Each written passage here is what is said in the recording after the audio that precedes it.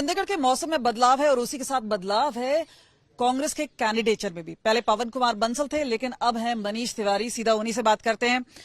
Sir, पहली बात यह है कि कई कई चीजें लांछन लगाई जा रही है कि आप चंडीगढ़ से नहीं हैं, आप आउटसाइडर हैं, आपने लुधियाना से लड़ा, आपने आनंदपुर साहिब से लड़ा, अब चंडीगढ़ की बारी आ रही है, तो किस तरह से आप ये देखते हैं, कैसे लोगों को लेकर साथ चलेंगे? देखिए, मैं अपने आप को बहुत सौभाग्यशाली समझता हूं कि कांग्रेस पार्टी का इतना आशीर्वाद मेरे ऊपर है कि उन्होंने 3 संसदीय क्षेत्र से मुझे चुनाव लड़ाने का फैसला किया है। किसी संसदीय क्षेत्र में कोई चुनाव लड़ना आसान बात नहीं है, और आज भी आप देख रहे हैं कि मैं अभी भी वहां से सांसद हूं, श्री आनंदपुर साहिब से। कितने लोग वहां से आए हुए हैं जो हमारे साथ हमारी मुहिम में शामिल हैं। इसी तरह बहुत सारे लोग लुधियाना से आए हैं। तो मैंने कुछ ना कुछ तो अच्छा किया होगा कि लोग हमारे साथ जुड़े हैं। और ये जो बेतुकी बातें हैं, आउटसाइडर, इनसाइडर, ये कोई कॉरपोरेशन का इलेक्शन लड़ रहे हैं हम लोग। ये तो बीजेपी वाले नहीं, आपके कांग्रेस पार्टी वाले भी कह रहे हैं। चौहान साहब ने तो रेजिग्नेशन तक दे दिया है। देखिए, ऐसा है कि प्रधानमंत्री जी श्री नरेंद्र मोदी बनारस से चुनाव लड़ते हैं, तो क्या वो बनारस के रहने वाले हैं? मैं तो चंडीगढ़ का रहने वाला हूँ, मेरा जन्म यहाँ हुआ। और यहाँ पे ये आपकी कोठी है, लोग भी दिखाइए और कोठी भी दिखाइए, यहीं से हैं आप। तो नहीं, मेरा जन्म हुआ, मेरा स्कूल यहाँ से है। 10 साल सेंट जॉन्स में, 8 साल सेंट जॉन्स में, फिर अपना सीनियर मॉडल स्कूल में पढ़ा। मेरा कॉलेज यहाँ से है, विश्वविद्यालय यहाँ से किया। तो ये जो बेतुकी बातें हैं कि इनसाइडर, आउटसाइडर, मैं इनका जवाब देकर इनको सुशोभित भी नहीं करना चाहता। पर ये क्या कारण है कि आपने आनंदपुर साहिब छोड़ के, क्योंकि कई बार आप वहां पे प्रचार के लिए भी नहीं जा रहे थे, तो ऐसी अटकलें लगाई जा रही थी कि आप चंडीगढ़ ही मूव कर रहे हैं, और आपका एक डिजायर भी था यहाँ पे करने का, पर उसका कारण क्या है? कोई कारण नहीं है, तो पार्टी का फैसला है। ये तो पार्टी का फैसला है। अगर पार्टी कहती कि मुझे श्री आनंदपुर साहिब से दोबारा इलेक्शन लड़नी है, मैं वहां से इलेक्शन लड़ता।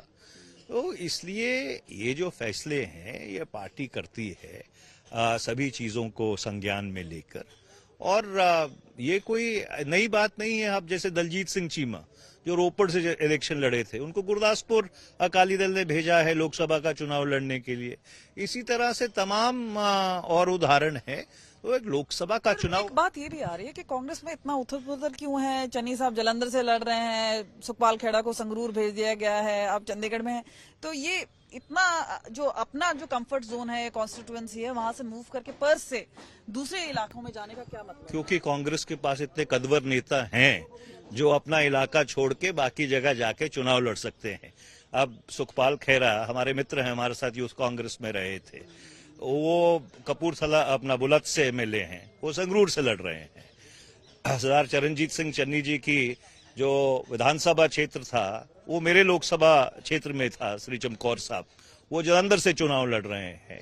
तो कांग्रेस पार्टी में इस तरह के कद्वर नेता हैं जो कहीं से भी अगर चुनाव लड़ते हैं तो उनको जन समर्थन मिलता है।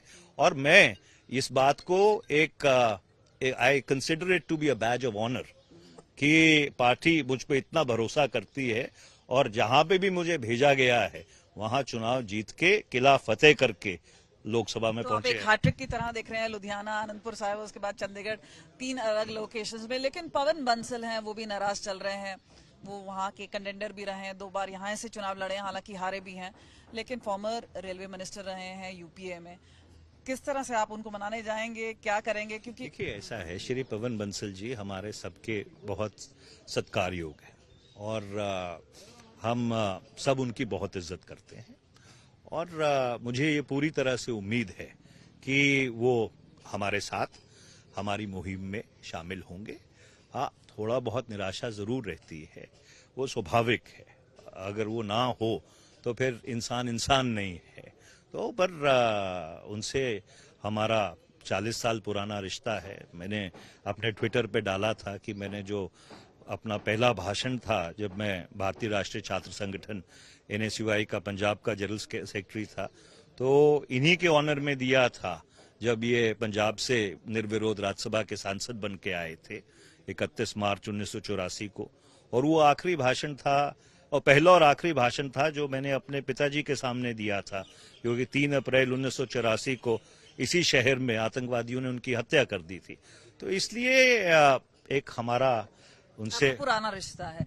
एक और चीज पूछना चाहेंगे, क्योंकि चंडीगढ़ जो सीट है वो इंडिया ब्लॉक अलायंस का है, क्या हम देखेंगे कि भगवंत मान आपके लिए कैंपेन करेंगे? क्या आप आम आदमी पार्टी से सपोर्ट? देखिए, आज तो पहला दिन है, अभी चुनाव में 45 दिन पड़े हैं। 1 जून को वोट पड़नी है, हम 15 अप्रैल को बात कर रहे हैं। अभी चुनाव प्रचार जब चलेगा तो बहुत सारी बातें अपने आप सामने आ जाएंगी। देखिए, बुनियादी मुद्दा ये है, ये भारत की अंतरात्मा की लड़ाई है, भारत में लोकराज को बचाने की लड़ाई है, भारत के संविधान को बचाने की लड़ाई है। अभी तो इंडिया ब्लॉक आया है, तो तभी इसे बात करेंगे आम आदमी पार्टी से किस तरह से समर्थन आप देख रहे हैं, खासतौर पे क्योंकि चंडीगढ़ एक ऐसी सीट है, क्योंकि पंजाब का इक्वेशन अलग है, मगर चंडीगढ़ में तो आप लोगों का हम हरियाणा में भी अलायंस है, दिल्ली में भी अलायंस है, गुजरात में भी अलायंस है। पंजाब के कुछ, आप पंजाब से आते हैं इसलिए वो एक कंपैरिजन हमने किया पंजाब और चंडीगढ़। पंजाब के समीकरण और हैं, जैसे हम वामपंथियों के साथ पिछले 50 साल से राष्ट्रीय स्तर के ऊपर कोऑर्डिनेट करते रहे हैं। आज भी हम सीपीएम के खिलाफ चुनाव लड़ रहे हैं केरला में।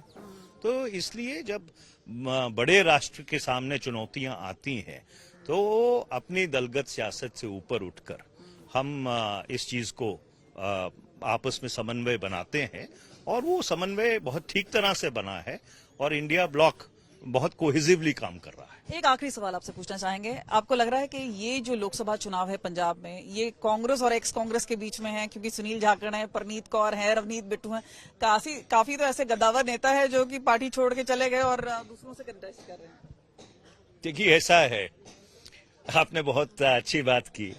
2009 में जब मैं लोकसभा का चुनाव लुधियाना से लड़ रहा था तो मेरे खिलाफ गुरचरण सिंह गालिब चुनाव लड़ रहे थे। वो 1999 से लेकर 2004 तक, और उससे पहले भी कांग्रेस के सांसद से लुधियाना में। तो मैंने एक ही बात कही लोगों को कि भाई, जब अगर आपने कांग्रेसी को वोट डालनी है तो असली कांग्रेसी को वोट डाल दीजिए, नकली कांग्रेसी को वोट क्यों डाल रहे हैं? तो ये चुनाव बहुत दिलचस्प रहेगा। और संजय टंडन, उनके बारे में क्या कहना है? विक्ट्री साइन आप दिखाएंगे क्या वो? देखिए, ऐसा है, मेरी किसी व्यक्ति विशेष से लड़ाई नहीं है, मेरी एक विचारधारा से लड़ाई है। मेरी लड़ाई भारत की अंतरात्मा को बचाने की है, मेरी लड़ाई इस राष्ट्र को बचाने की है, मेरी लड़ाई भारत के संविधान को बचाने की है। मैं जो बुनियादी मुद्दे हैं, it's a battle for the soul of the nation. I am fighting for the soul of the nation, I am not fighting an individual. हमसे बात करने के लिए बहुत बहुत शुक्रिया मनीष तिवारी, जो कि सीधा हमसे बात कर रहे थे।